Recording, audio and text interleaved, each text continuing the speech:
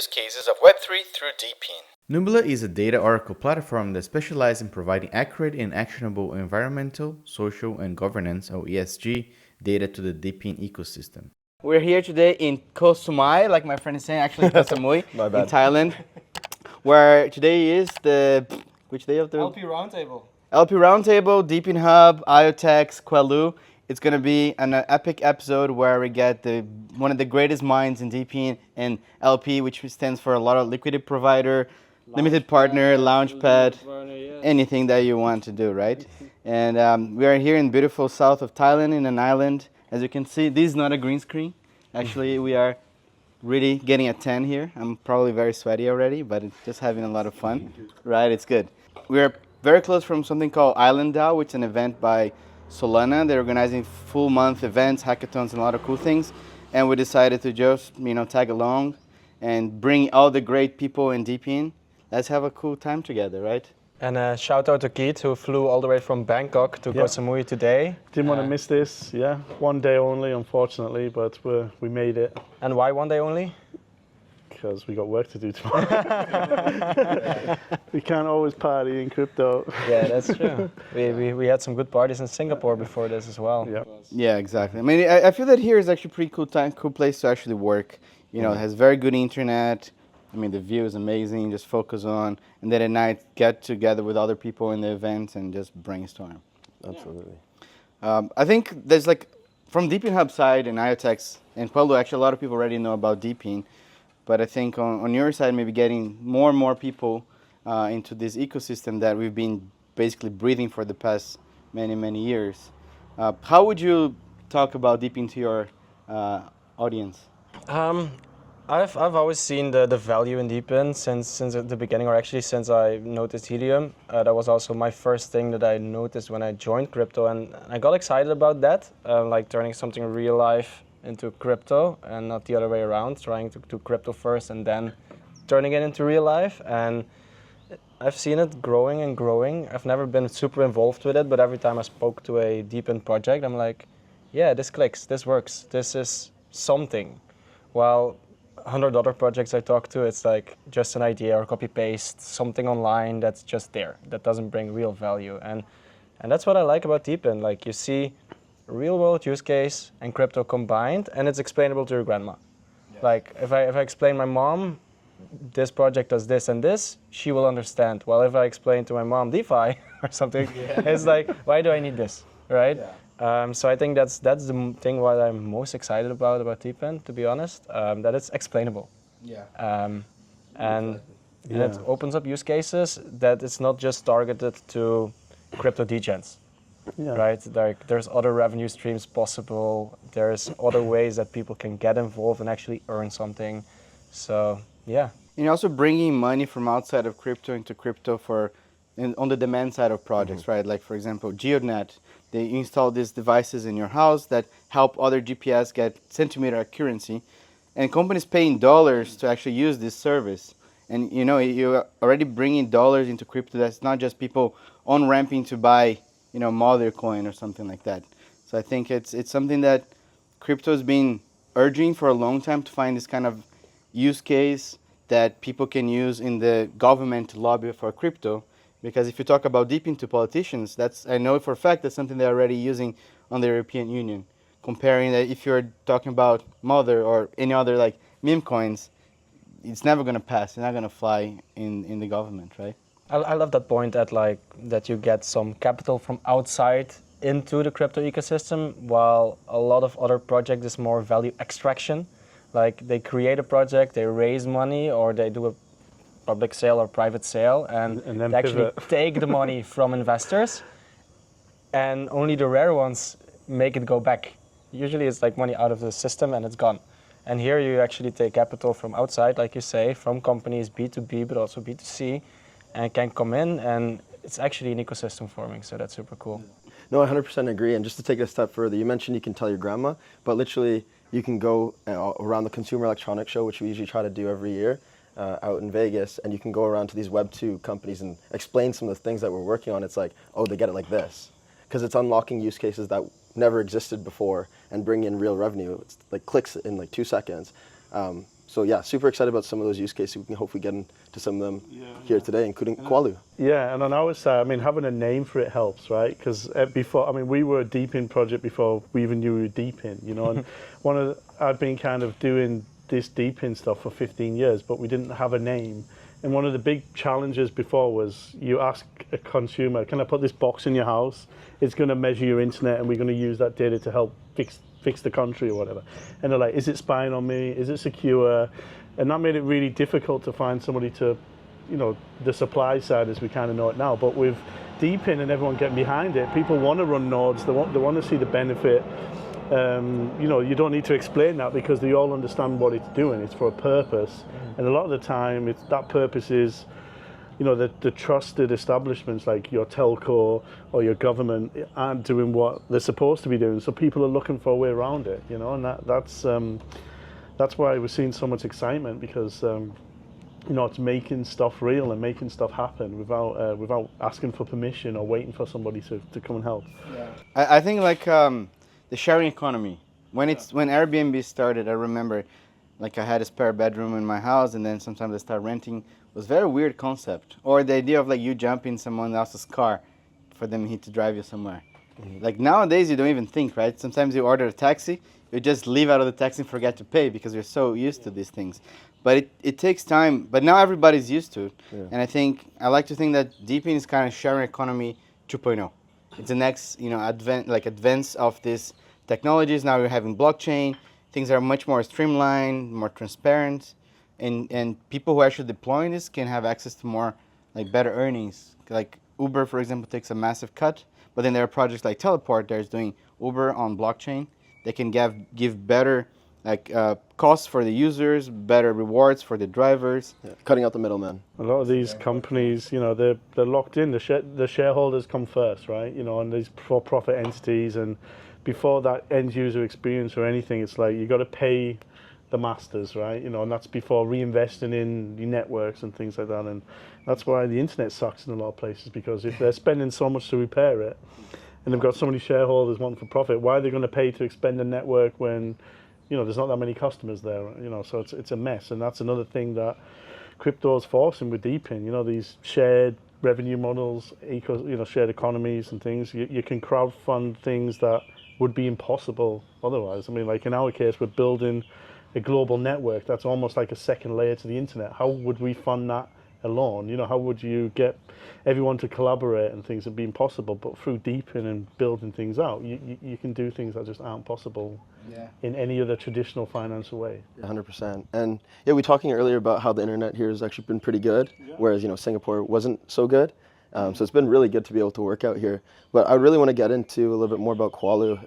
Keith, if you want to just dive in and tell us a little bit more about the project. I'd love to really, you know. And maybe before diving deep into Qualoo, you said you've been building DePIN for 15 years, actually. Like, yeah, so I mean, explain us that whole process. So the methodology behind this was, I mean, I've worked as an engineer for 25 years trying to fix people's internet and telecoms networks, and I've been a consultant for the last kind of 15 plus years. And like when you do these consultancy jobs, you're going into a country or into a service provider and they're an absolute mess, right? You know, they've got tens of millions of dollars wastage in operational costs. Customers are screaming, they're leaving, like, you know, it's not a good situation. And our job was to find out what's going on, and it was impossible using the traditional monitoring systems, the additional, you know, you kind of give me your fault data, let me analyze that. You know, that's 6 months out of date. The internet's changing like the weather every day. So we started to develop methods of how can we run tests from devices in people's homes or apps that actually test through the internet. And we can map like a whole country, a whole provider with a handful of boxes, for example. So in some cases, we've improved like entire countries' internet, finding issues that they've been trying to solve for years, and we've solved it in an hour.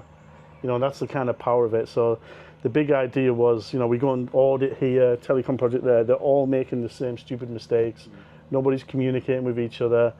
We really need to have these boxes out all of the time, all over the world, really just keeping an eye on everything, being almost like protecting the internet, you know. And I kind of wrote the white paper for this in 2017 when it was, you know, the ICO days, everyone, and I was like, had this idea, so I really want these boxes out, I want to pay them in crypto. but the tech wasn't there, So what really kind of spurred us on to do this now was during COVID lockdowns, everyone's suddenly talking about how bad the internet is, and digital divide, all these new words, government spending billions. So we kind of had the blueprint and the message was there and the narrative. And then you have all these advances with Web3, AI coming on and DePIN now, but you look at the network side of that, the network effect of the marketing side, you can tap into people who run devices and things like that. So that really solved a big problem for us because we had the value that we could get from the demand side, but we had no way to get the supply side. Now DePIN unlocks that. So we're really just taking that solution and making it scalable. And the DePIN network's kind of just one layer of the system because we don't just take raw data because nobody knows what to do with it. You've got to analyze that data. So everything we've learned over the last 15 years, what kind of active tests to do, how we send the data over the internet, how we correlate those, and how we compare the data feeds from different nodes to pinpoint issues and who's holding it. And that might be whether you in your house, we detect the problem, we let you know. Is it in your service provider or is it in another service provider? But we're talking about the entire internet, right? So 10,000 providers, and the Qualoo network's going to be mapping this in real time, making sure everyone's kind of held to the same standard, and make sure everyone gets good internet everywhere. And there's so many stakeholders that have got to work together to make that happen. So it's just trying to create attention for the different stakeholders and creating this shared economy where every stakeholder can both contribute by running a node, providing data and things like that, or they can actually take from that. So they actually get the insights from the platform, and you can factor that into with the token, with the QXT token. So it's it's a big vision, and it's going to be very disruptive because in the whole industry now there's no transparency. Like I can't find out any information about how good your ISP is or faults or anything, and you can complain and they'll say, well, it looks okay to me, right? And that's unfortunately still billions of people around the world still unconnected. There's billions of people more that have really poor service, and there's billions that have good service, and it's also important to map where they are, because when you're actually investing in the global internet, you need to know where's good, because okay, great, you're good, we don't need to invest it, but where's bad? That's where the global money's got to funnel into. So it's really trying to just build this monster ecosystem that sits over the internet and make sure it works well for everyone. So basically, you're trying to solve internet quality around the world, right? Like in a very, very broad. Yeah.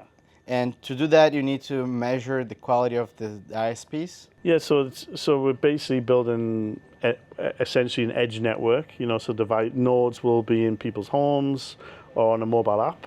They map that around, and we test through the internet end to end. So it's basically looking at the homes, the ISPs, and holding everyone accountable. And we don't need anywhere near as many devices as you would think, right? We don't need a box in every home because the internet networks are so aggregated, So like if you have a problem at home, if it's not in your house, it's probably affecting half of your ISP, and it's coming in and out.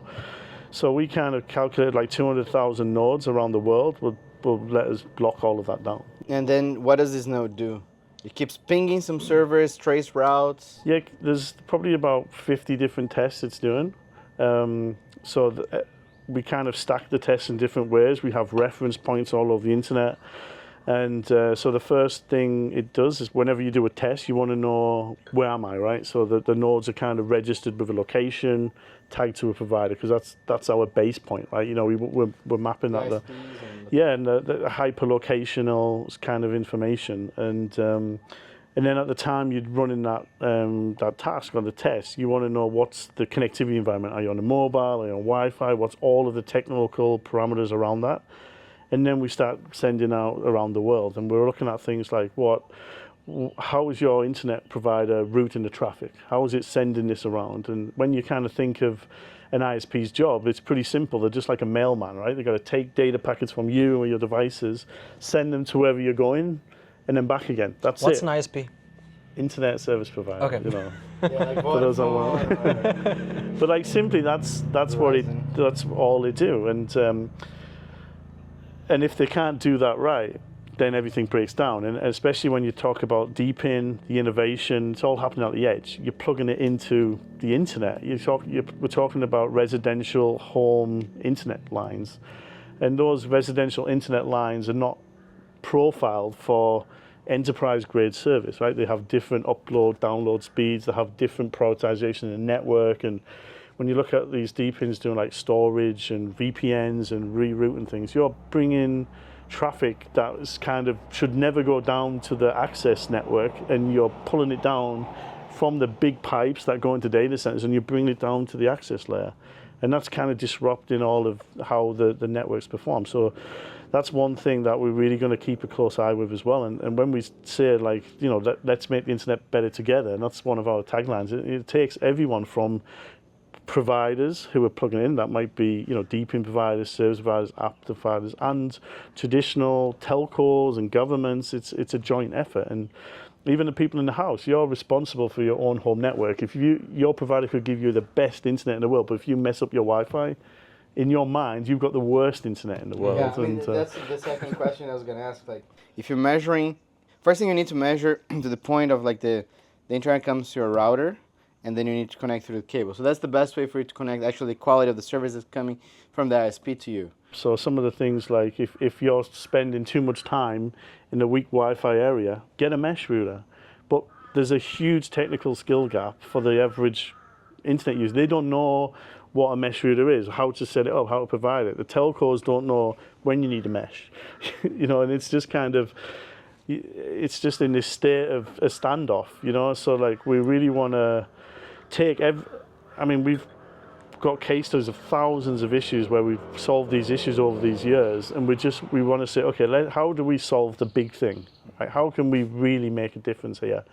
And that's addressed, like, so an app in your pocket, it'll basically be like your connectivity assistant, right? If you're looking for a hotel, which hotel's got the best Wi-Fi? If you want to book a Calendly call, you know, can Qualoo plug into that and predict when the internet's going to be good? You know, things like that, right? If you're a gamer, you might be interested in things like that. You know, you're a digital nomad, you're traveling to Thailand, which SIM card to get in Samui? Mm-hmm. Yeah. Now, that might be different to the best SIM card in Bangkok. I had this conversation with ChatGPT before buying. Yeah, so this is where the hyper-localized things come in really important. And when you look at the kind of the benchmarks that we use today, it's heavily based on speed tests, which is just weighted to bandwidth, and it's aggregated across a country. You know, like, what good is it if, you know, and if you, like, you could be in a little village somewhere, you don't get the same as what's in London, for example. And probably better, to be honest, if you're in Thailand. Yeah. It is, yeah. And the other thing is there's a lot of misconceptions out there, because people think first world countries have really good internet and developing countries have really bad, you know. But I mean, the worst experience I've had in the last 2 years was going back to the UK and London, right? You know, I couldn't, you know, we were having a call with IoTex, with the marketing guys, and it was like 7-second delay. We turned all of our cameras off, and we were in an Airbnb in London, like, that sucked. But when you book that Airbnb, it says high-speed internet, so you're like, great. But it's never the case. And, you know, so that we're just trying, if we can make everyone's life easier around getting connected and staying connected, that's what we want to do. And the other side of that is, like, the world we are building is completely reliant on the internet, right? Everything, you know, like whether you're making payments, whether you're getting connected, and people don't realize how fragile it is, right? I know, because I've worked in it for 25 years, and I know the telco industry cannot do what we're asking them to do. There needs to be other way. But, you know, we're going to a place where there's going to be no alternative. There's going to be no cash. You know, even in Singapore, I went to buy a coffee in the mall. Give me a coffee. You can't order. What do you mean I can't order? You need to download the app. Well, my phone's flat. Well, you can't order. You know, just, you know, how's that going to work if there's like a disaster, the internet's down or the power's down? And, you know, there needs to be a conversation about, you know, it is pretty fragile, it needs protecting, and it needs some people connecting it. And, you know, our kind of view is we want to be the guardians of the internet. You can be a guardian of the internet too by running a Qualoo node.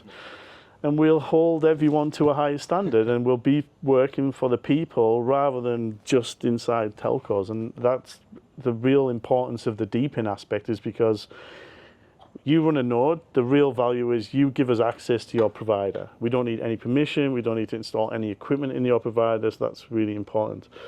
And And it needs to be censorship resistant because countries suddenly exposed for having terrible internet, that drives GDP, it drives investment, it drives, global competitiveness and all that kind of stuff. So they're not going to want to see it. But on the other side, it's like we're almost like leaving a review for you, but telling you exactly what to do, it's like, and how to fix it. I'm sold. Where can I get a device? What is the next steps? How is the progress going? What do you guys need? So, our progress, we had a big boost a few months ago when we started working with Iotex. One of the projects on the DePIN surf, called Hot 2, got a bit of investment, got our mobile app built, ready to go, maybe a couple of weeks away. The nodes, we want to do a bring your own device kind of aspect as well. Turn your TV or IT box or Raspberry Pi into a Qualoo node, or also piggybacking on other DePIN devices, so we can get that global coverage. So we're still in our seed round. We got about 500K left to close down with that, so get your monies in.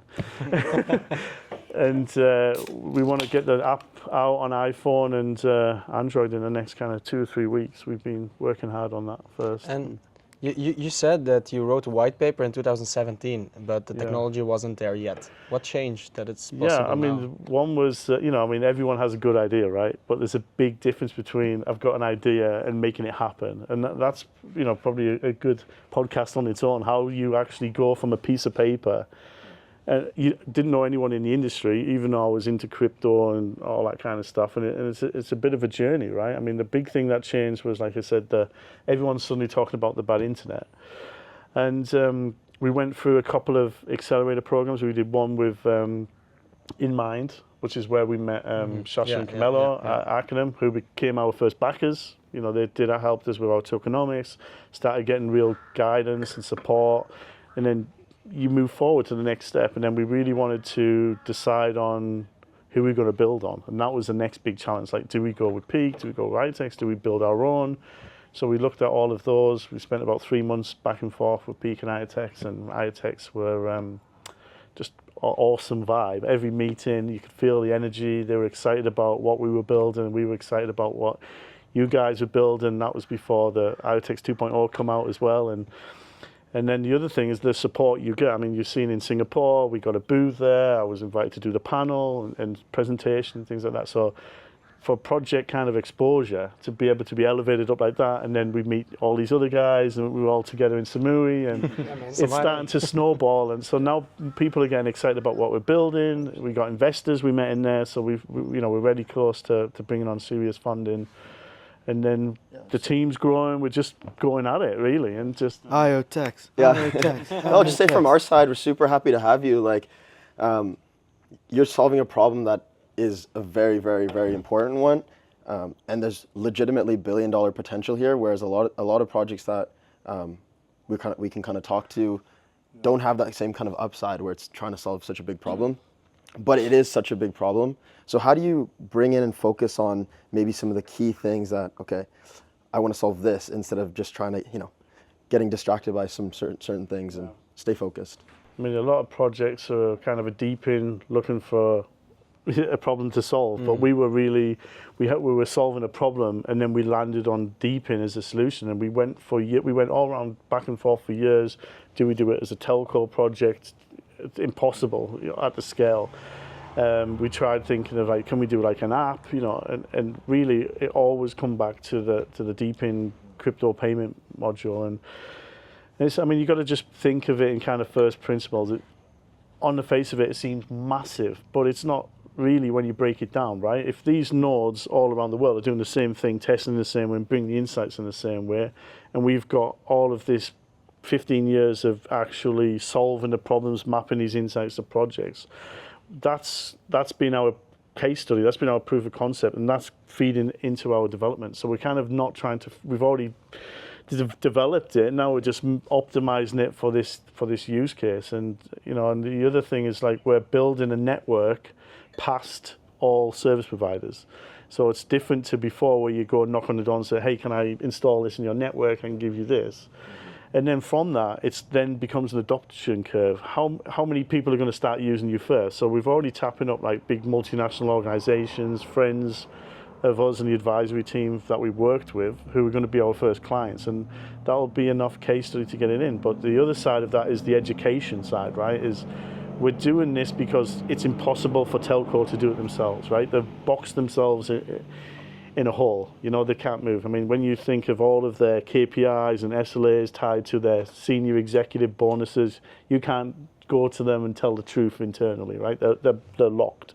But you can go outside and lift them all up. And we really want to go around the world educating all these governments that we built this network. It's for public good, public benefit, and earning tokens by running nodes. And this is how we'll work together to improve it and then bring all of the stakeholders in. You know what I really love is some of the case studies that you guys already have in place. Like a lot of projects can like talk a lot of fluff, but you guys have actually done it in a couple of countries. Yeah. So if you don't mind talking about that, and also the 200,000 devices, that's actually mind-blowing to me that you only need that many in order to improve the internet to that degree. It's incredible. So I mean, if you think of the internet as roads and highways and roundabouts, you know, and the major internet exchange points are like big roundabouts, and you have highways connecting countries and things.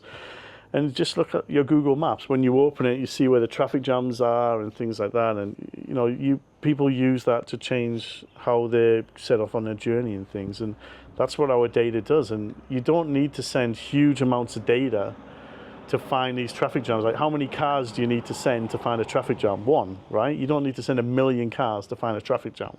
Just one can say, all right, I found a jam, right? And that's where we can do what we do with very low bandwidth. We're not hammering people's lines doing speed tests using gigabits. It's useless. Speed test is the most useless measurement for testing internet. Data every day to test. Yeah, and yeah, exactly. And it tells you nothing because it's only, that's the on-ramp. That's like saying how big's your drive, right? But not what's the city like. Yeah, that is a question that I get from a lot of people when I discuss Qualoo is like, okay, there's this internet speed test. Isn't that what they're just doing? But it's a lot deeper than that. Exactly. Really exactly. Because the other thing is, like, when you do a speed test, is your ISP, like, that's how they measure it, right? So it's in their interest to game the system, right? So those speed test servers are like not even halfway across your provider's network. And like most times when the internet's bad, you'll see you're getting perfect speeds on speed tests, right? But everything else is a mess. When you say, so like a technician comes to your house and does a speed test and say, speed test's okay. Or if it's not working on a night and your technician comes 9 o'clock the next morning when there's no traffic on the network, so everything's great. It's you know, so that's the thing. And the other thing is that there's, so that speed test just tells you the last mile setup, right? So you can do it once to say, okay, this is the kind of the system, but it's really about how all of the providers interconnect, how your traffic's shared. And that speed test thing is one of the reasons why the system's so messed up, because there was 2 things that happened in kind of telcos. Is the vendors run the show, and they were bringing out all these new technologies, fiber to the home, gigabit. So everyone's just racing. I'm getting 100 meg, now I'm getting 200, and the competitors say, no, I'm going to sell you 500 meg. But like, nobody uses that. The average customer is only going to, you think you're watching Netflix stream, it's 10 meg. What do you need a gig for, right? You know, it's stupid. But now that's the other problem with DePIN is you're putting devices on the end that can really ramp up and use your network. So the actual telcos only provision about 256 kilobits per second per user, right? Not a gigabit. So if everyone starts using that, everyone's going to crash to 200 kilobit, right? You know, it's wild. And I mean, we see a lot of crypto projects as well trying to tap into that, and they say, well, you've got a gig, share your unused bandwidth, right? And you know, and there's too many DePIN projects as well, just trying to put payment gateways on things that already exist, you know. And you know, we want to try and add real value and actually expand the networks. That's what you need to do to remove the digital divide, right? You need to change it from just these centralized for-profit entities, bring it back into more public, hold them accountable, and reinvest it. And so, I mean, Qualoo Network's going to save hundreds of billions a year for these telcos. Now they can reinvest that in expanding the network, right? So that's the kind of goal. Let's talk about the hardware. What kind of hardware do you need? Like, can I have ESP32s, Raspberry Pis, like a bunch of like small computers at home? Can I build my own, install like a Docker image, start running? Does it need like gigabit Ethernet port, 10 gigabit Ethernet port? No, we're trying.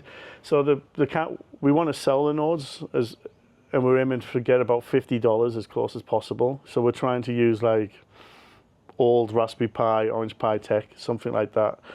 We don't need huge CPU usage, you know, and the cheaper you get, the better, because we want to get them out. But like what you say, really want to bring your own device. It's quite hard to logistically get it out, especially with the target markets we're going after, Africa and Latin America and things. And we have a plan to subsidize the network rollout as well. So we're going to give nodes away, and we want to use the insights from our app to help with distribution. You know, so if you're using our app in a certain area and you're in a sweet spot, to help us get better distribution, we'll give you a free node in that, just to try and help balance out, because you know that's another kind of challenge that DePINs have with the distribution. You don't, you know, you see 20 helium nodes in a block of flats or something, right? You know, you want distribution within reason. So, because I was actually thinking about that like the other day, because before we planned about to just grab some beers, I'm getting tipsy already, maybe, because I haven't been drinking that much comparing to you guys. But what happens is, I was thinking about, there's like ESP32. It's like a small microcontroller that's super cheap. I think like you can have for like $3-4, and then you can attach like some sort of Ethernet connector on top of it. Yeah. And that becomes super straightforward. Just like a quick thing for the listeners out there, I'm planning to, as soon as I'm back to Portugal, to do like a tutorial on how to run a Entropy node on ESP32. Entropy is the DePIN meme coin, and it's super interesting, so make sure to follow anywhere doing this, because I got a lot of cool swag that I'm going to be wearing during this, because I want to be like, you know, DJing and building DePIN meme coins. Entropy is very nerdy, but perfect for DePIN projects. But yeah, anyway, like going back to the ESP32, it's like super cheap, has Wi-Fi, you can put Ethernet, costs $3-4 to have one. So that could be a pretty good starting point. I don't know what's the necessary requirements to do that. So I mean, if you're getting into like the higher bandwidth testing and things like that, which we don't see as much value, you need higher CPU process and stuff like that to really. But just for the kind of mapping of the data, the routing and all of the other stuff, the QoS stuff and the route analysis and all that, you don't need that much CPU. Because you could have different devices, right? Like Qualoo Lite. Yeah, I mean, and also like really old mobile technology and stuff like that in some of these countries and things. And you know, we're trying to cover the world, make it as inclusive as possible, and remove those barriers to entry. And yeah, I mean that's why we don't want to sell nodes for a premium. You know, a lot of these projects, like, okay, it's 2K for a Wi-Fi router, and you know that's kind of funding their operations. But the real value for us is, okay, we've got potentially $1 billion revenues annual here. Let's get the network built, right?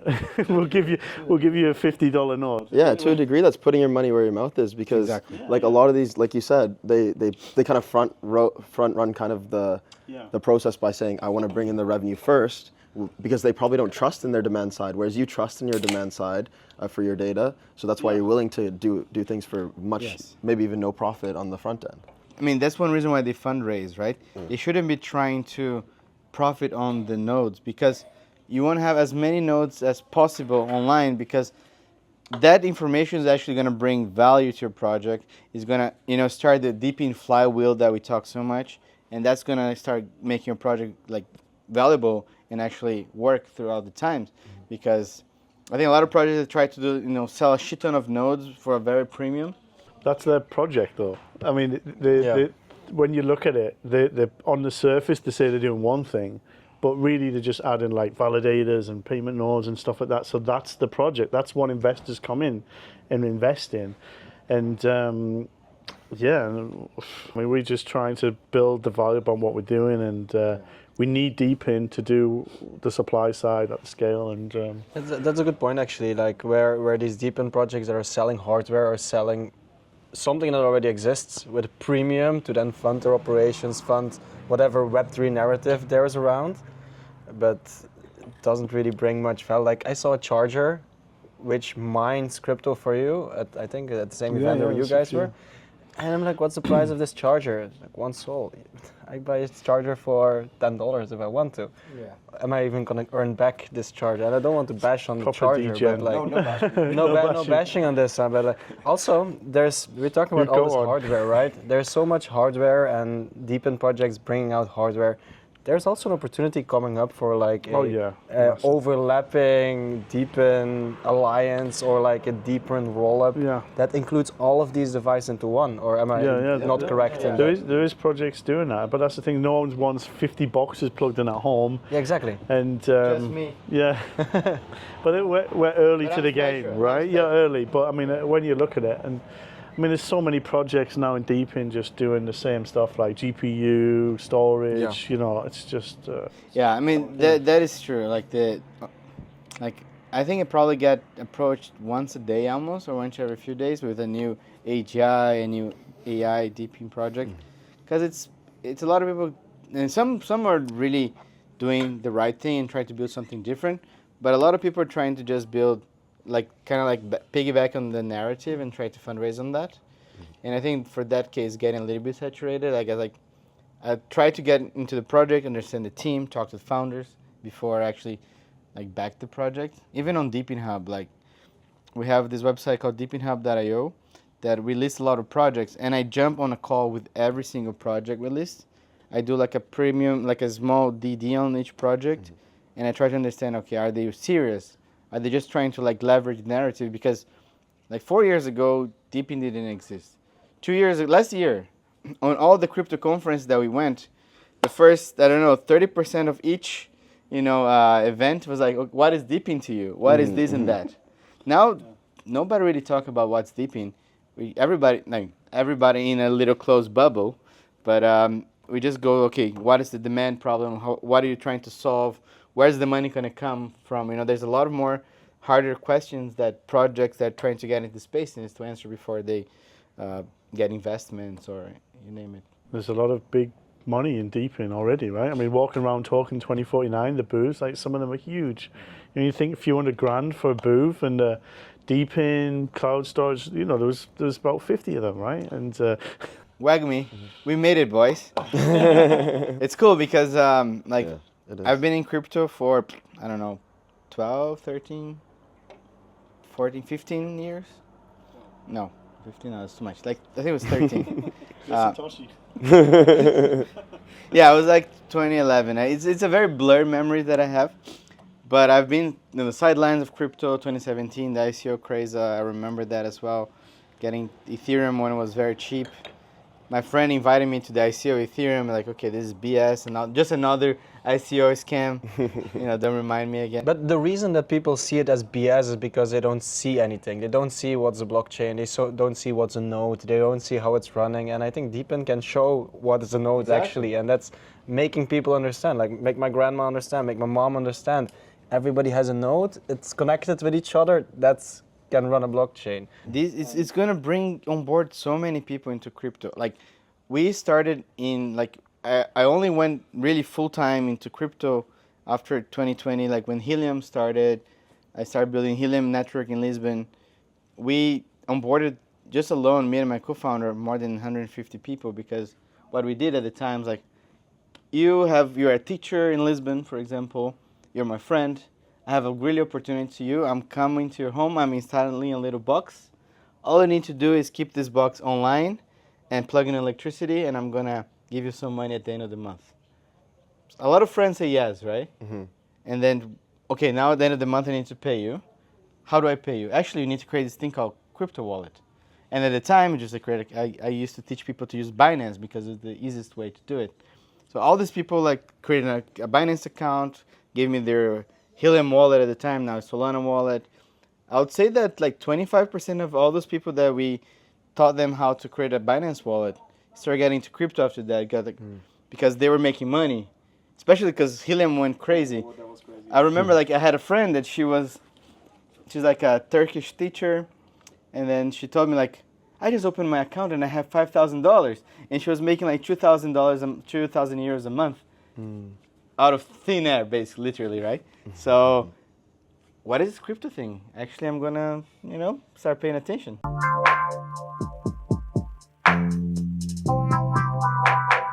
Nubula Network is building the largest ESG data network in the DePIN ecosystem, empowering communities to gather real-time hyperlocal data for impactful sustainability initiatives worldwide.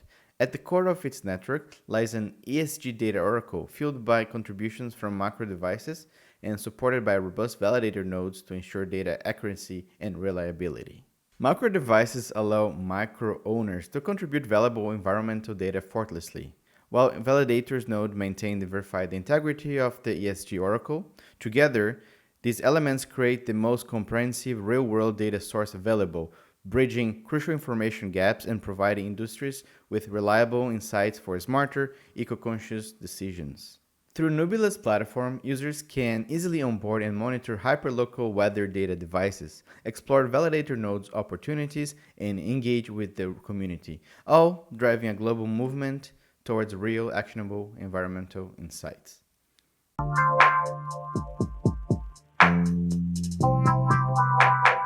How do you think about this onboarding? Because like the seamless onboarding that you're providing to people, and then like suddenly they're surprised that there's value behind that. Like how do you see the onboarding onto Qualoo for users? I mean, we want to see that app as a kind of that connectivity assistant. Everybody wants to get the internet connected, and that's a good gateway. I mean, when you look at how many people have downloaded like speed test apps, like 150 million downloads, doesn't tell you anything, right? Yeah. So if we can get anywhere near that, and then you're also bringing them into learning about crypto, Web3, other partnership projects, you can convert those points for different nodes on different DePINs or different, you know, like that whole ecosystem, and making it like gamified, make it interesting. You know, you bring them in, and they'll see value, because, you know, I mean, for them, we help them get their better internet while they're also helping everyone else get better internet. And so it's an economy, right? A team effort. One problem that I see a lot of DePIN projects facing comparing to all the rest of the crypto ecosystem is they need to onboard your mom to crypto, right? So a lot of times they don't open an app and it's like, okay, take your seed phrase. What the fuck is a seed phrase? You know, like one problem that happened when Helium moved from their own layer 1 to Solana is that people didn't understand what the seed phrase was, and they start giving away to people and getting like, oh, my money is gone, right? So there's some level of education that DePIN projects need to do, and also some level of abstraction. You know, you start when you install the app, maybe you create the wallet, you log in with Google in the beginning, slowly educate the people to understand how does this. You don't really understand on the like deep level of how the wallet creates it from private key to public key, etc. But it's a process that I think it's our duty as like DePIN ambassadors to teach people about this stuff. I mean, I'm sure we've all lost money making stupid mistakes over the years, and you know, it's that's an whole episode on itself as well. Yeah, but I mean, it's still not that easy, right? But I mean, it's good that there is new wallet providers and integrations and stuff making that easier, you know, with a bit more security. Actually, that could be a good question for you. Yeah, no, absolutely. We've discussed this a little bit about some of the user experience and some of the different integrations you can pull in. Like there's existing tools out there using an account abstraction and things like that you can just plug and play basically for authentication, where you know you don't have to sign in using your seed phrase every time. You can sign in using Google, and that's pretty powerful. So yeah, taking a look from the product management perspective, it's like let's take a look end-to-end user experience from the hardware side to the app to how do you install this, and how do you take out tokens, and how do we make this optimized for the user? And it's going to be talking to the users. It's going to be talking to your grandmother and saying, "Can you test this for me and see what you think? Can you go end to end and figure this out?" And when we get there, like for sure they understand it, but can they get there from end to end? Let's figure that out, and we need to make that happen. And that's project management 101. That's good. Yeah. If you could start a company today and it's not Qualoo, within the DePIN space, what would you choose? What you're most bullish about, where you think DePIN can revolutionize something? Oh man. Apart from telecom. That's a good question, right? I mean, my brain has been so brainwashed into thinking about only Qualoo for the last 3 years and make it hard. But I think, I really like you have to move things away from too much centralized control, right? So I think projects that are trying to, you know, create accountability and things like that, and empower the everyday person, I think that's important. So probably something around that. Yeah. Yeah, a couple that I love are just ones that are just transparent about what they're doing and transparent about their revenue. Because a lot of this, like I think you're referring to, they're very centralized, like not honest about what they're doing. And if they're able to say, okay, we're making 1.5 million a year in revenue, like GeoNet is growing 20%, and they're showing these figures, I think that's super powerful. And I'm excited about projects that are doing that, because I think that's paving the way for And buying the transparency tokens and out of the verification market in the as sector. well. You know. Yeah, Keep so the loop going instead of extracting again. yeah. So Daniel's doing a great job with DePIN Hub and trying to bring more exposure to the sector. And we're doing a similar project too called deepinscan.io, where we're trying to bring more education to the sector, showing all the different projects that are there. What do they do? Learn to earn campaigns, things like that. But also just bringing more verifiability to the sector. Like, we want to be able to know for a fact that these guys are earning this much revenue, and can we get that on chain? And we want to be able to know there's this many devices and this is how much is growing. And I think that's the next stage, is trying to bring that level of transparency and verifiability to the sector. Yeah, because I think the difference between DePIN, I mean, there are thousands, right? DePIN and DeFi. DeFi lives actually on crypto. DePIN, the crypto side, is just a part of the whole project, right? Revenues usually don't come from the crypto side. You don't have on-chain revenue. Everything usually is like B2C in fiat, for example. You know, have Hive Mapper they're selling the data that they're collecting to other companies. They don't even tell the companies that they are selling to. So in this sense, they're way less transparent than GeoNet, for example. Maybe they're making a lot of money. They're not really distributing that reward with the people that they're actually building the network. Or they are not making any money, and then they're trying to like, oh, let's go, we're going to the moon, right? So I think I like it that more and more projects being transparent and trying to do as much as on-chain revenue, transparency, etc., the better. And that's why personally I'll just shout those guys out constantly, because they're kind of leading the way in that way. Because how can you even trust some of these other projects that aren't doing that? It's really difficult. So, you know, even though it's some of this data you can't get on chain now, there is potential to do that with different kinds of decentralized identity and what have you. And I do think eventually we will trend that way. Yeah, and in the end, like, the token is still a community tool, right? Like, the token is being used for having the network operating, but also for the community, binding your community to the project. There's still like this equity part and token part in the whole thing. And like you say, if they're only extracting value and not giving anything back to the token holders, they're just going to the equity holders, and you forget about the community. And that's something that we see a lot of projects do. Like, it's easy to just extract value and make yourself rich, but that's not going to grow the economy that you're actually building, or the community. And seeing ways that how the revenue then gets distributed to both equity side and token side is great. And if that's transparent, that's how it should be. If your users find out or don't earn enough rewards and the competitor comes along, they just stop Exactly. mining or providing, you know, and then your supply side's gone, then you this is so important. you know, then you're 100%. screwed. DePIN projects that don't realize the importance of their community are bound to die. Not only DePIN projects. Any project, yeah, exactly. Any project, but they're the heartbeat of the project. You don't take them for granted. You know, they're your OPEX. Basically, it's basically like if a telco company and the entire technicians quit. Yeah, they're way more valuable than any kind of marketing campaign you can 100%. spin up, right? They do your marketing for you, really. Yeah. They're out there championing you, shilling you, And shilling the that's- bags. That's why you see moving these forward. new shiny things outperform the old ones, because they still have treasury to spend on marketing and everything, right? While the other ones have to do it with their word of mouth type of situation, but where the value cannot keep flowing in. And that's why you see the early ones outperform the established ones, because they can just drop money on marketing, but 3 years later they're in the same shoes as the older ones. Yeah, exactly. I mean, the amount of work that I spent in the last years teaching people about helium, way before the DePIN narrative existed, right? Like in 2022, I traveled around the world giving a talk. Was it the IoT revolution is going to be decentralized? And I talk about helium, I talk about Hotspotty, that we're building like a fleet management for helium. And yeah, and definitely helium kind of forgot about the IoT network a lot. They were very focused on the mobile network.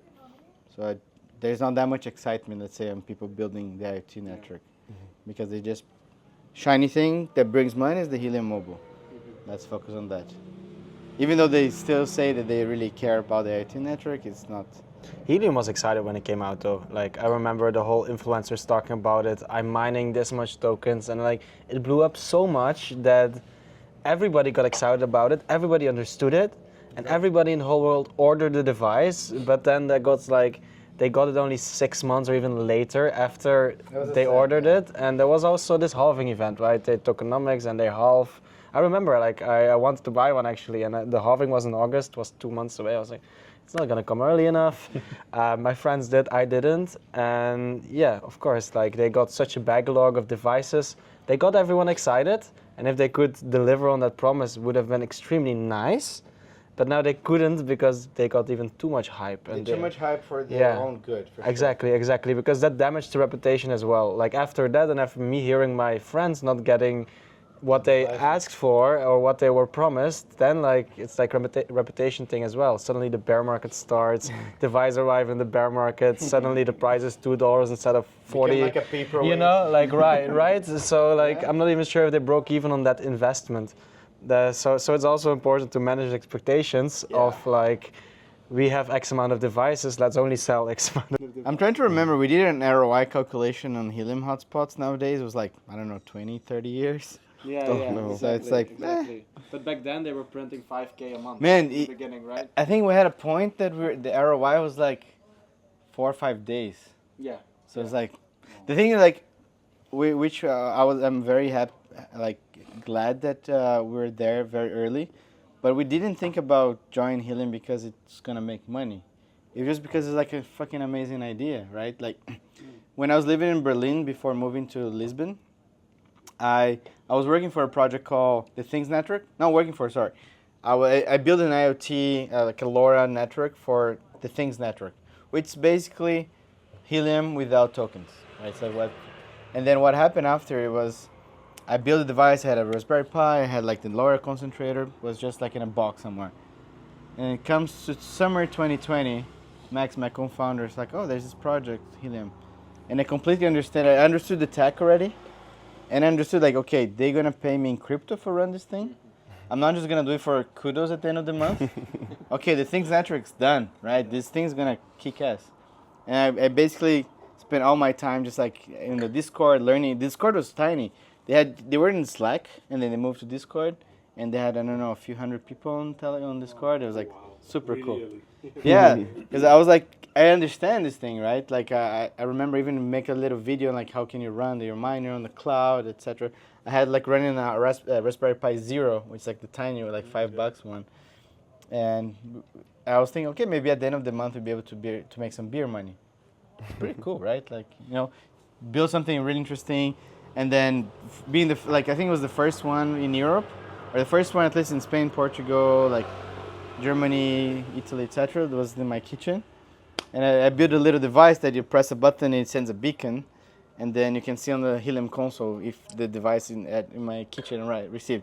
So it was like me, like a dumb nerd, walking around the neighborhood playing a button and then seeing someone just like with like a bunch of cables, you know, like a breadboard and shit. What I was always wondering is like they say if an IoT device connects with it, you earn tokens. And then I was thinking, are there enough IoT devices in the world already operating actually to communicate with this? How is that? Like, are there actually, or is it just devices connecting with each other? Yeah, so they had to solve the chicken and egg situation, right?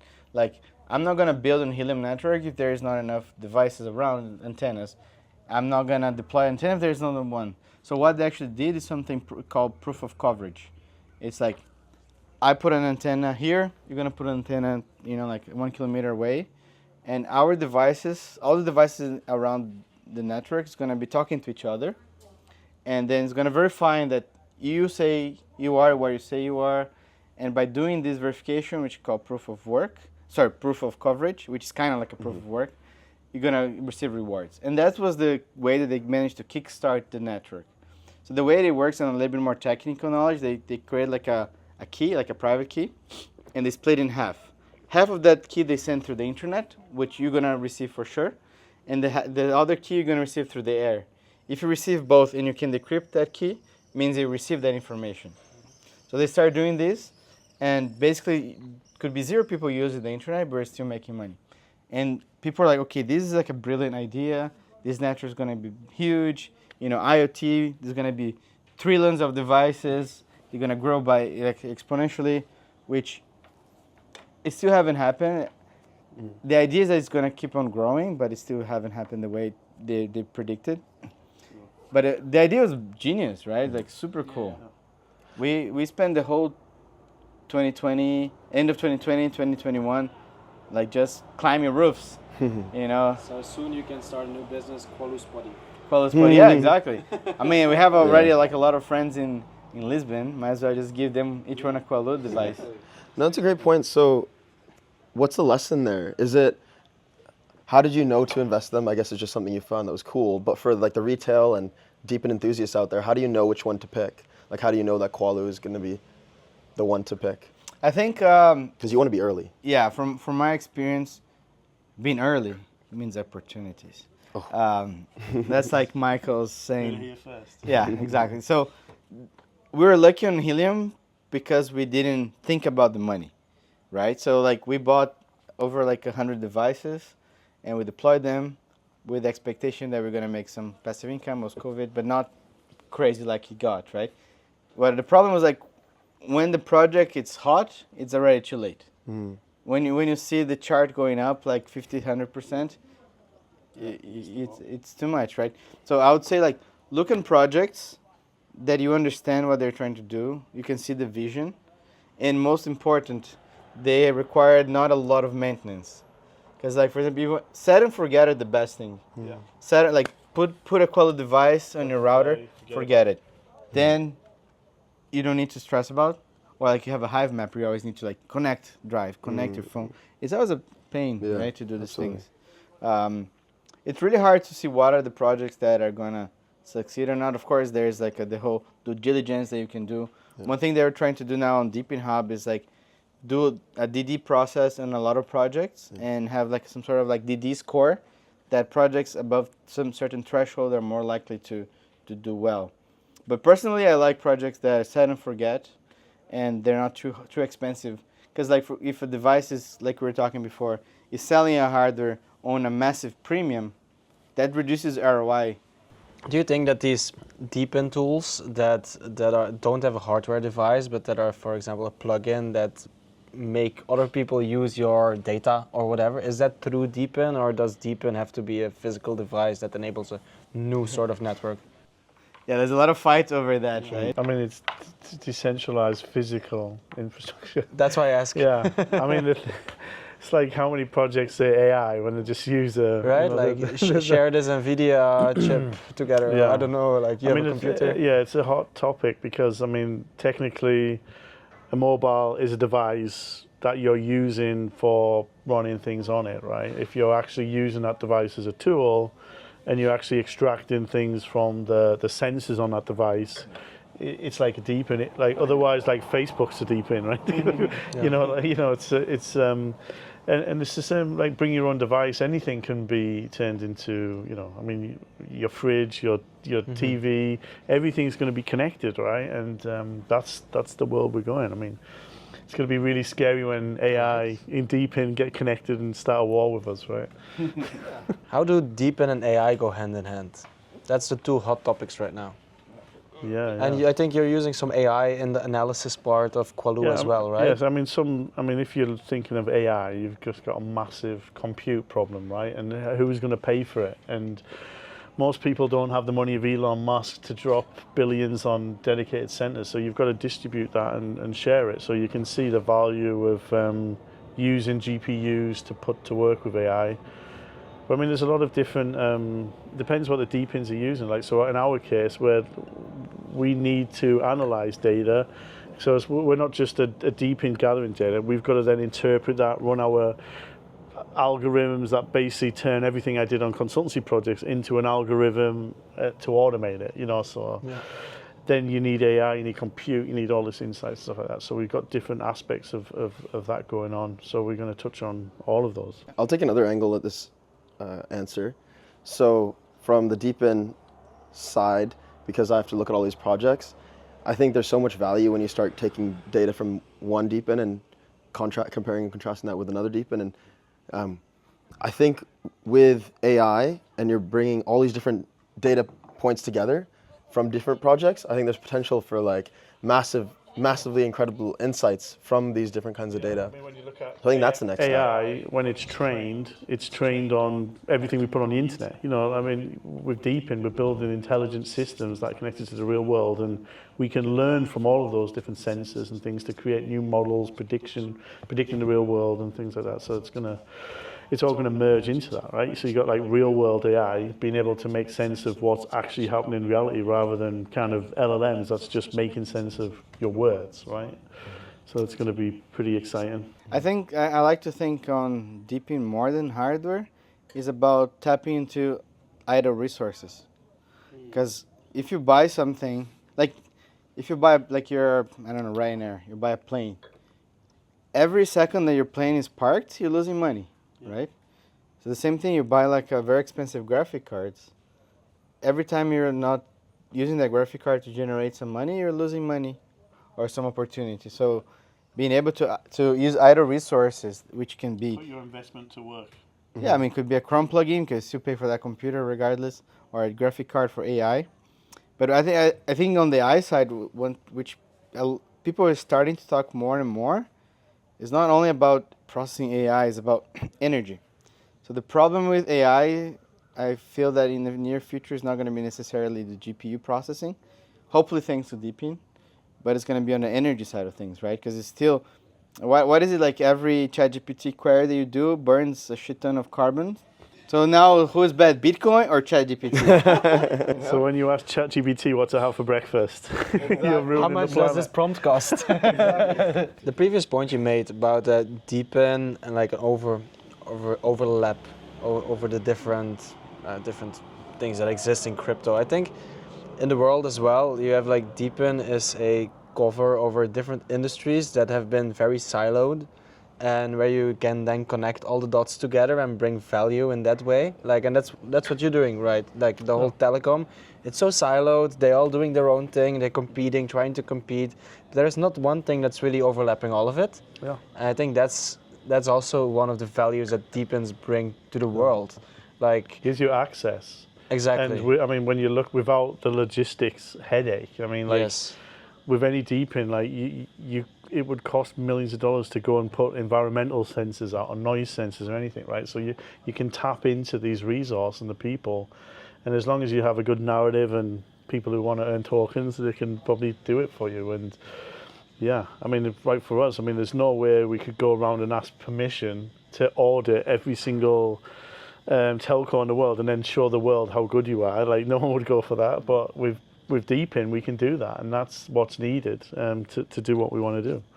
Honestly, I think, when was it? December 23 or January 24 when DePIN on YouTube started getting thrown, like, DePIN, what is DePIN? Decentralized physical infrastructure. Like, it's not that long ago, it's 10 months ago, right? Yeah. And now suddenly everybody comes home from Singapore, token 2049, and you hear on podcasts like, what are you most bullish about ever since Singapore? And everybody's like, DePIN on number one, DePIN. Yeah. Maybe AI, DePIN. So it's like, so in 10 accessible months, as well this part of the industry went from nobody knew about it to everybody knows about it, but they don't really know where to allocate. Yeah, it was a pretty like complicated solution. Like, let me think.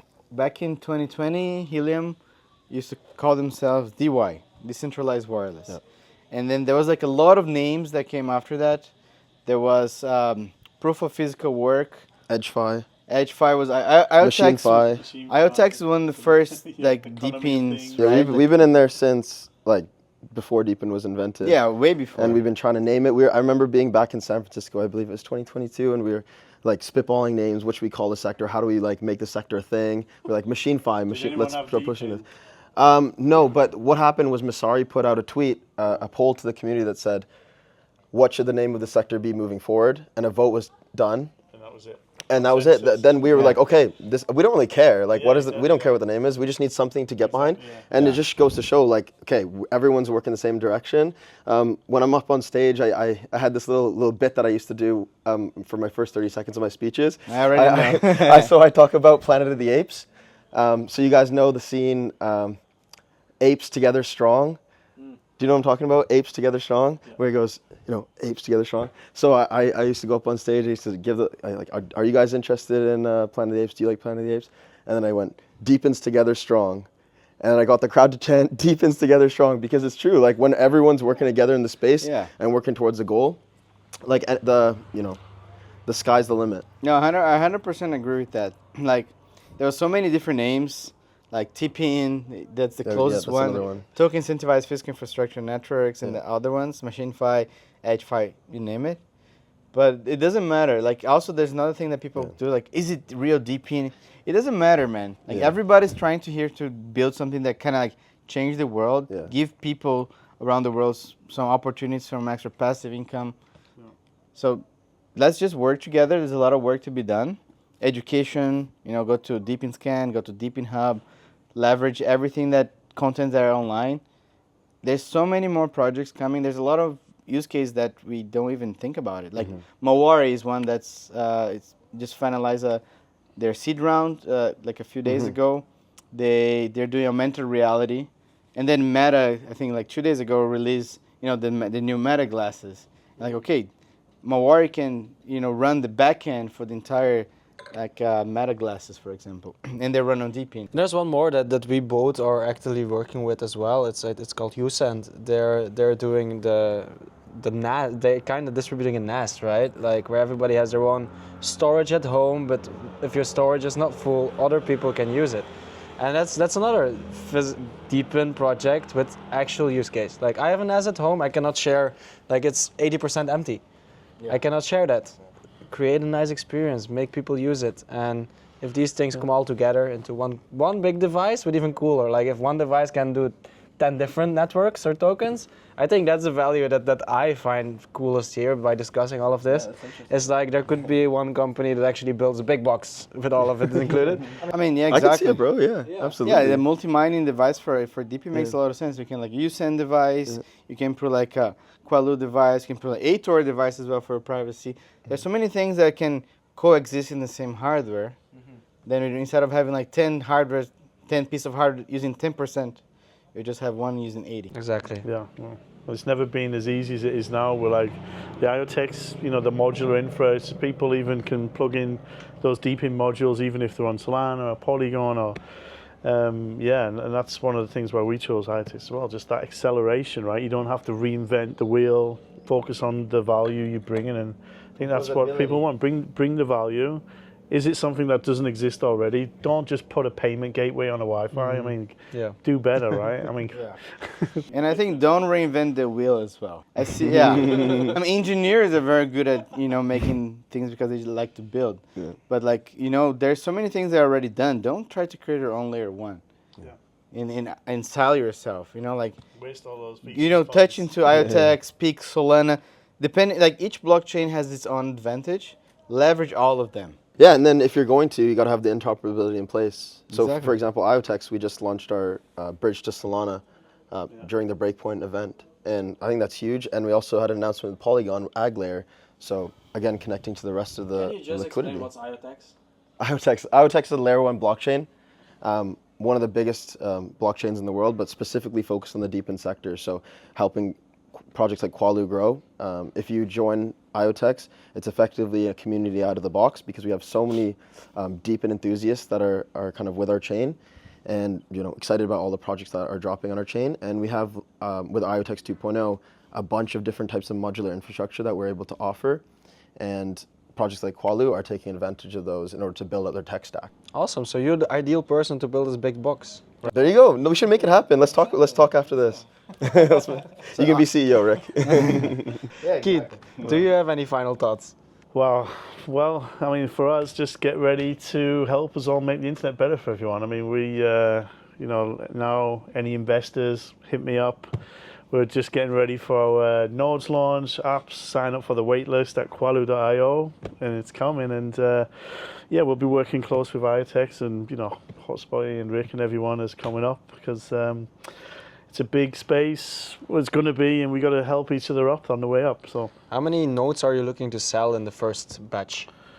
we're going to try to roll it out in waves. We're going to try and create a bit of scarcity in each country. We're going to do some early node sales, probably Q1 next year. We're just kind of getting things ready for that, and hopefully we can move fast once we close the seed round down. So we're just following up with VCs now and getting that locked off. And if we can do that next month, we'll be on the road. And then by what time are you hoping to get these 200,000 distributed? Well, yeah, I mean, that's kind of an optimal, but it probably happen over a year or so. Oh, wow. A year or two. But there's other things that we're speaking with some other potential partners that are already deep in networks. I've got hundreds of thousands of Wi-Fi points out there that we could push the Qualoo node. So then we're already over that point. But so the 200,000 number, that's just what we need for the kind of the telco ISP use case to make sure we rein them all in. There's all kinds of other use cases for like businesses and the consumer side that actually grow from that. So like if we want to have nodes in hotels and coffee shops, and that feeds all the live map data as well. So if you can look at, okay, I want to go gaming now, this coffee shop has got awesome latency now, you can go and do it and make that as easy as possible in the app. So because in our conversation we mainly focus on telcos, right? But yeah, like now on all these other use cases, that makes it even more interesting, right? Yeah, and then the evolution of that is to make the nodes programmable, right? So you're talking about a second layer to the internet, like a side chain to the internet to make sure the internet works well for everyone. And those nodes are actually have a stake in the ground of like, we're in this location on this provider. And then there's all kinds of stuff, like the different providers might be throttling your service different. They might be routing you to a different payment gateway. You might have a different price. You might have, so then you look at some of the other projects doing with like the AI scraping and the geo data analysis. You can then run things on our network as well, and other projects will be able to come and use our network. Or the other thing is to use the Qualoo data and insights and then build your own models. So you might have a churn prediction model you want to sell to telcos, and you build that on Qualoo data. So we want to make it, so we've got this killer app that we want to do now, and that's Save the Internet, but then let's open it up to the creative world, and what that might be DePIN plug-in with other data and combine them and create new data models and monetize that. And we just want to try and get a kickback of that. If you can earn a few percent of commissions on things we haven't even thought of yet. We're building the infrastructure to do what we set out to do, because we're most of the people in the team, we're all from the telco consultancy. We're all pissed working, talking on deaf ears. Like, we're all sick of, like, you have no idea. It's like me going with my data report and saying, look at how bad this internet is for all these customers, and the CTO goes, yeah, but have the complaints yet? That's the attitude, right? So like, we're blowing that up big style. I have a great idea as a side project for you guys. It's called DDoS as a service. Well, yeah. I mean, there's a big security aspect at work as well. We do have a dedicated team for security, because we don't want to be the world's biggest botnet. Exactly. But if, there's always a pivot option, right?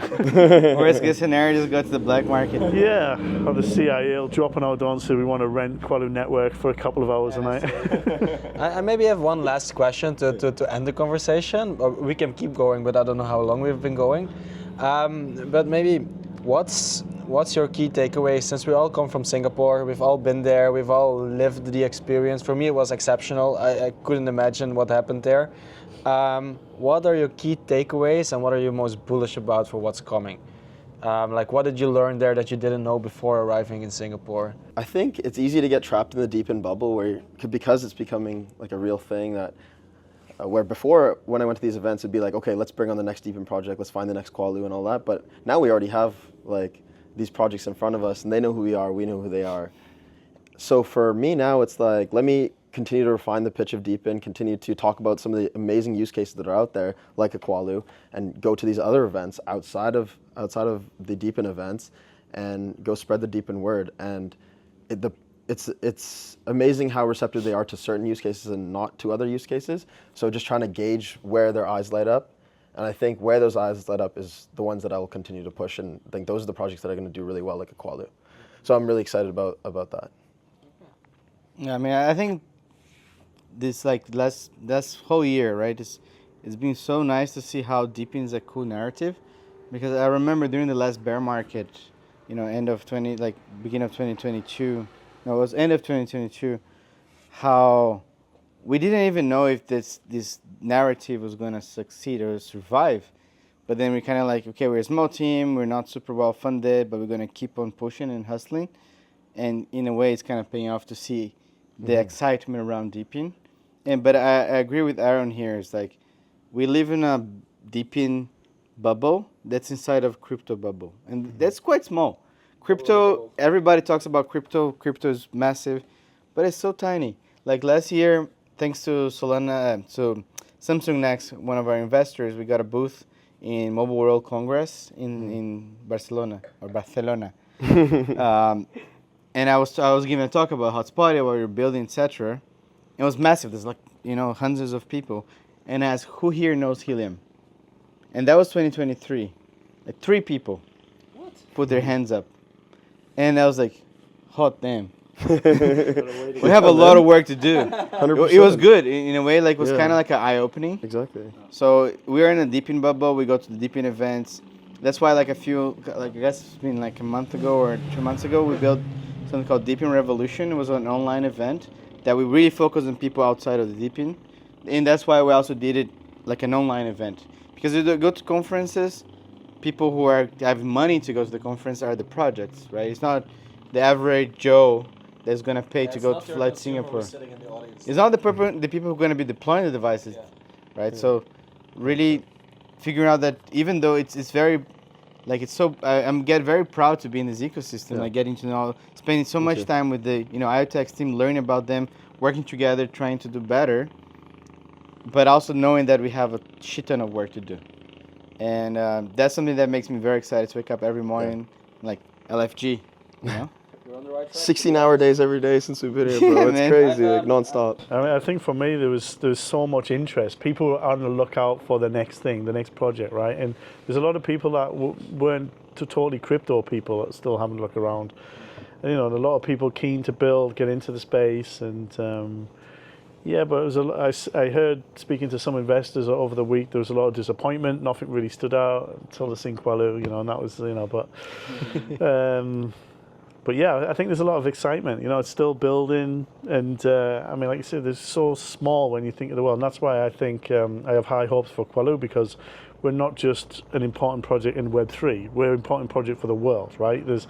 We're just tapping into Web3 to really solve this global problem. And the more things that Web3 can stand up and say, look, we did this, the rest of the world couldn't, and we use crypto to save the world's internet, that makes the rest of the industry stronger, and especially we want to show up, we want to do our best, we want to elevate IoTech and the whole DePIN space and crypto, and we're not just bullshit projects, right? And that's, some people, even that people have now joined my team, who were like, well, why do you need a token? Why, what's crypto? Because they come from Europe or whatever, and they're a bit skeptical about that. And once they're really in and they learn it and go, well, man, this is, now I understand. Like that, now I know why we need to do this, to give us this, give this network to do this. And that's what I think is going to be pretty exciting. Okay, I'll give mine too. I was not in the DePIN bubble for the past 12 months. I've been speaking with projects from every part of the industry: gaming, AI, DePIN, Bitcoin ecosystem, layer 1s, layer 2s, whatever, DeFi, right? Yeah, exactly. And I personally have been most excited about DePIN in the past months. When I was talking to these projects, the DePIN project stood out for me because they're actually building something, not a copy-paste or not just something that's already existing but on another chain, stuff like that. And that feeling got kind of confirmed in Singapore, especially when I joined the IoTech event, when I saw what's being built, what's going on there. Everybody had high hopes on crypto AI, but I feel like with the big NVIDIA run that we had the past months, and AI has been exploding, and it's a lot of speculation still, there's a few use cases for AI that are in place and that could become big, but it's like, which one is going to become big? And it's still a bit of a gamble. While, and also like crazy valuations that are not supported by actually hardware supporting it. So that's like the AI problem in my opinion. Yeah. But then when coming back from Singapore and I saw what DePIN is actually building, I saw how they are putting themselves out there as a part of the industry, as well as hearing other people coming back from Singapore and saying, I'm bullish on DePIN. DePIN is the next thing. DePIN was very represented. So from somebody who came from outside of the DePIN bubble, I can honestly tell you guys that the DePIN really caught eyes in Singapore, and not only for the DePIN people, like VCs, analysis companies, launchpads, everything. Everything just, DePIN is super cool, DePIN is nice, DePIN is easy to explain, DePIN has a use case. So yeah, that's my takeaway. I think like DePIN together with AI is what people are getting bullish about for the next few months to years. Yeah, the last thing I'd like to say is like we're still waiting of that one project that really makes it in the DePIN ecosystem, because a lot of people that I talk to, investors, researchers, etc., they still think DePIN has a long way to go. I would say this is like, if you're starting a cycle, it could be like the second cycle, but it still takes 2 more. It's like RWA has been coming back for the past bear markets. Like every bear market, people start talking about RWA because it makes most sense to tokenize the things that are not tokenized yet.